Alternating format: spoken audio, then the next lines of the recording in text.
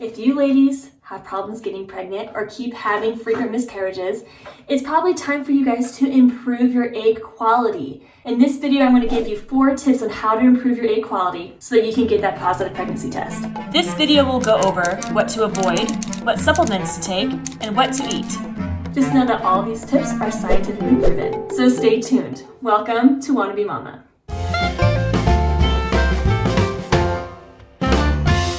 Did you know that egg quality determines if you have a viable pregnancy or not? Many fertilized eggs stop developing a few weeks after fertilization. So this means that you guys could be getting pregnant every single month and not even know. Did you know that about 1/3 of fertilized eggs actually survive to become a baby? Also, did you know that you start to develop your eggs 3 to 4 months before you ovulate them? That's a true fact. So to achieve a positive pregnancy test, you should start nourishing your eggs now while they develop. A friend of mine who went through a failed IVF cycle found this book, and it's called It Starts With the Egg by Rebecca Fett. After implementing the suggestions in this book, she was able to get pregnant through IVF. So whether you're trying to conceive naturally through IUI or IVF, the suggestions in this book will help you boost your egg quality. A little background, the author of this book has a degree in molecular biology. She backs up her suggestions with scientific research. I won't be able to go through all of her suggestions in this book because that would take way too long. I'm just going to give you the top 4 tips of how to boost your egg quality. Okay, so tip number 1 is avoid BPA. BPA is a chemical toxin found in plastic food containers, such as this. So basically what happens is when you eat food, the BPA leaches from this material and into your body, or when you're drinking water bottles, same thing, it goes into your body that way. And BPA affects your hormones. So it affects your testosterone, your estrogen, and your thyroid, and it's known to have caused miscarriages and birth defects. Here's some research for you. Okay. In a study done by Harvard, they took 174 women who were undergoing IVF, and they found that the women with high BPA levels in their system had less eggs retrieved, had lower estrogen levels, had fewer 5-day embryos they could transfer. They also found that BPA affects if an egg implants in your uterus or not. There's so much more about BPA in this book that I can't go over. It really does affect your fertility, and I suggest that you stop using these. Some companies have decided to use, like on the bottom you'll see BPA free on some containers. They also found out that the chemicals they replace BPA with, so the cousins of BPA, are also bad for your fertility. So the big picture is just try to avoid BPA. And here are some tips on how to do that. Stop using reusable food storage containers, microwave safe bowls, reusable plastic water bottles and cups, plastic tea kettles, plastic blender containers that have been used for soup, and colanders. Try to replace these items with glass containers and stainless steel reusable water bottles and straws. But there's also really good news. Research shows that if you eat a lot of things with folate in them, it helps counteract the negative effects of BPA in your system. Things that have a lot of folate in them that you should eat are berries, oranges, spinach, broccoli, cauliflower, kale, asparagus, avocado, and lentils. Tip number 2 is avoid phthalates. Phthalates are a type of toxin that impair your egg quality. They are widely used in plastics, vinyl, cleaning products, and nail polish and fragrances. Hence, the bare nails, and the no perfume, and the no hairspray. Here's a study about phthalates. In 2016, Harvard did a research study involving 250 women undergoing IVF, and they found out that the women with higher levels of DEHP phthalate in their system had fewer eggs retrieved and were less likely to become pregnant.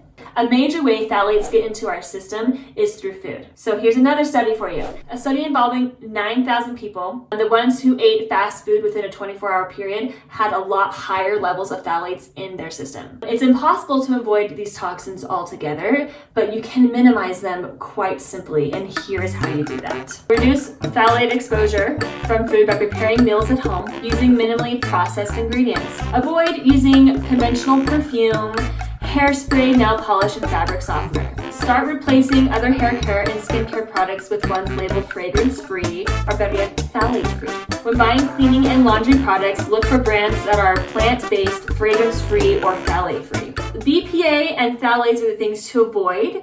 Now we're going to transition into the things that you should take. So tip number 3, take egg enhancing supplements. The first supplement you should take is a prenatal vitamin. but a quality one. I was taking one from Costco, and then I read the book, and there was a lot of things that I was missing in my Costco one that are in these. There's a link to this one as well as other suggested prenatal vitamins in the description below, so you can just click on it and buy it from Amazon from there. And be sure to look at like the dosage. On the back it says a serving is 3 capsules, so I take 3 of them a day.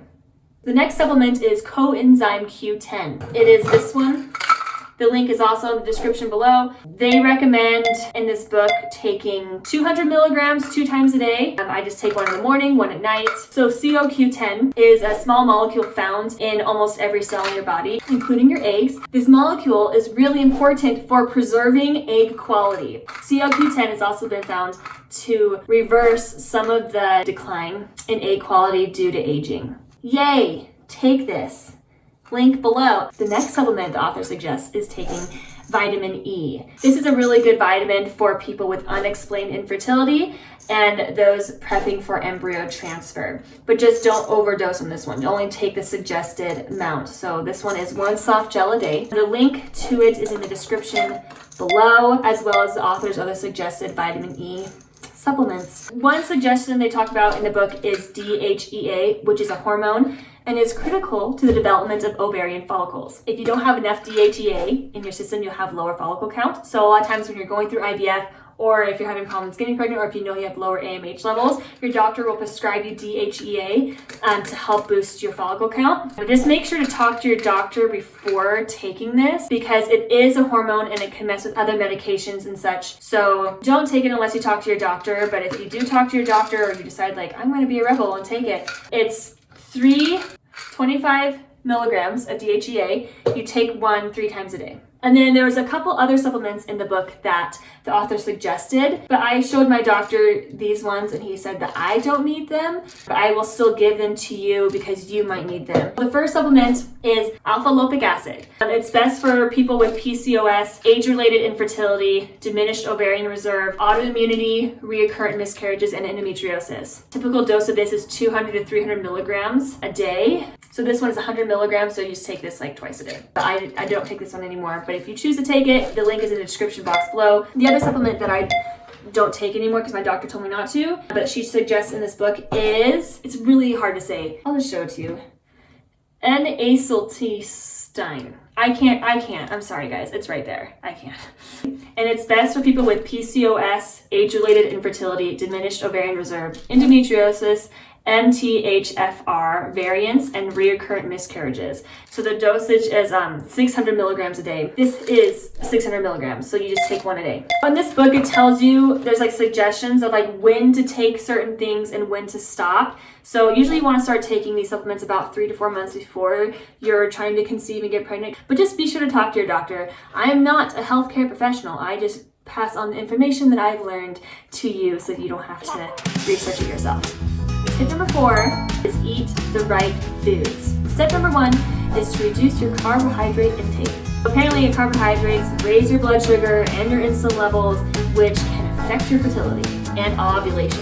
In a study, research has found women who have increased their daily intake of protein and reduced their daily intake of carbohydrates 2 months before IVF cycles were found to have better results. So the carbs that you should avoid are cold breakfast cereal, white rice, and potatoes. The author also suggests limiting your intake of corn, carrots, squash, pumpkins, sweet potatoes, and yams. So instead, the things that you should take are legumes, nuts, seeds, vegetables, and minimally processed whole grains such as quinoa, wild rice, brown rice, steel-cut oats, and buckwheat. Step number 2 in your improving egg quality diet is to avoid sugar altogether in everything.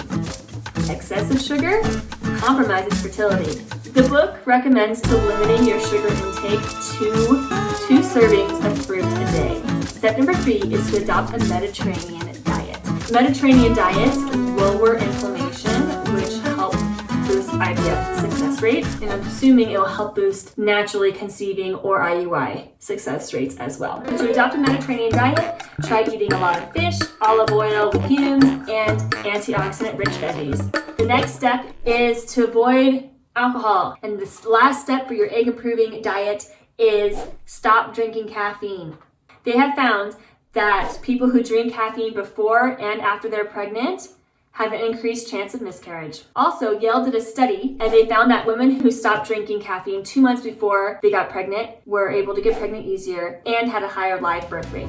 So, those are my top 4 tips on how to improve egg quality. Everything and more can be found in this book. The link is below. If you guys have questions about a specific topic that you want me to delve more into, will you let me know in the comments below so I know what video to make for you. I hope the information helps you guys out. If you have any questions, please let me know. Feel free to subscribe to my channel and share the video to help others. Thanks for watching Wannabe Mama. Good luck, ladies.